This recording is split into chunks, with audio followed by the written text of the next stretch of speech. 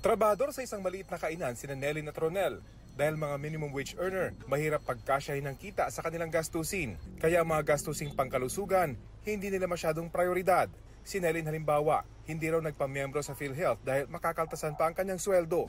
Sobrang laki na po yun.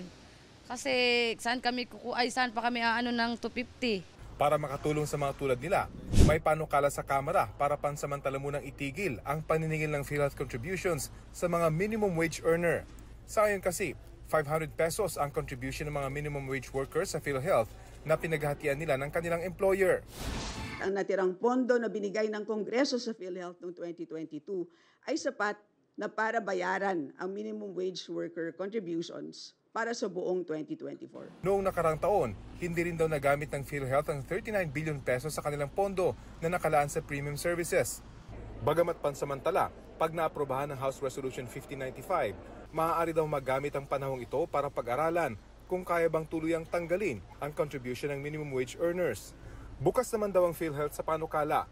Karamihan daw sa mga makikinabang dito ay mga nasa pribadong sektor kung saan malaking bilang ang minimum wage earners. Sila ay sa kasalukuyan bumibilang ng mga 18.1 million yan. Tinitingnan na po yan ng PhilHealth at para ma-quantify natin, gaya ng tanong po ninyo, how much really will be yung mga contributions na hindi marirealize kung matutuloy po itong panukala na ito.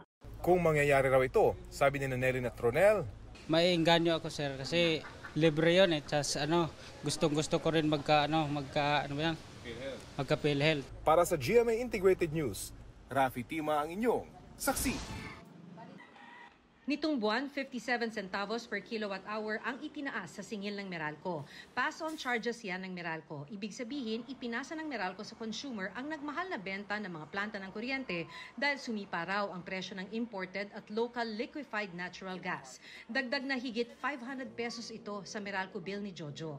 Hirap na hirap kami magbayad ng kuryente eh. Overbilling ito, sabi ng Energy Regulatory Commission. Bakit siningil ito agad sa mga customer hindi pa nga raw verified kung bakit nagtaas ng singil ang mga planta ng kuryente.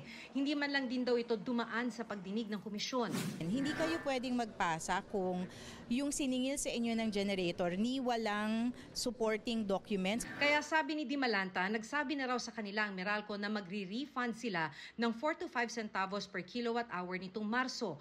30 to 35 centavos naman ang makukuhang refund sa Abril, depende sa resulta ng pagdinig ng ERC sa issue. Pag-aaralan din ng ERC kung may pananagutan ba ang Meralco sa ginawang overbilling. They were sending letters. Pero ang punto nga namin, yung ganitong usapan, especially that there is a direct impact on the rates, hindi yata pwede itong sulat-sulat lang. Wala pang pahayag ang Meralco ukol dito. Pero dahil nagsimula ng uminit, inaasahan na ni Jojo ang pagsipa ng Meralco bill niya, kaya baka nga raw di niya maramdaman ang refund na yan. Dapat ang aircon patay na ng umaga.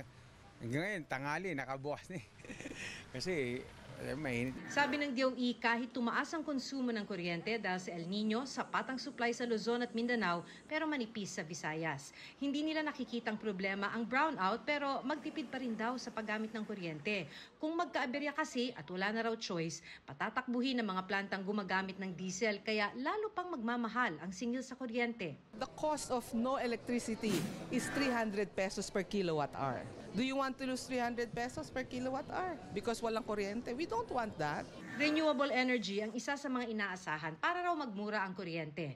Target ng DOE na pagdating ng 2050, mahigit 50% na ng pinagkukunan ng kuryente ay renewable energy gaya ng solar, geothermal at wind. May pinirmahan ngang kasunduan ng DOE at DENR sa pagde-develop ng mga offshore wind energy projects sa Pilipinas. Kasabay nito ang development ng nuclear energy o pagtayo ng mga small modular reactors.